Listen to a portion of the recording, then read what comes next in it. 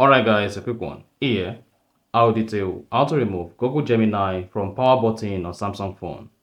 So, if you try to turn off your Samsung phone by pressing the power button, and you discover that this pop either Google Gemini or Google Assistant, then let me show you how to remove this.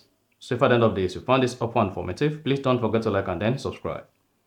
Now the first one to do is go ahead and open the settings app.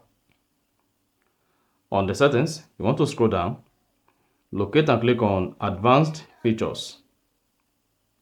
Under advanced features, locate and click on side button. Now go ahead and click on long press. Then set this to power off menu. Now when you press the power button on your Samsung phone, then you should see the power off menu pop. And that's it. So if you found this helpful and informative, please don't forget to like and then subscribe.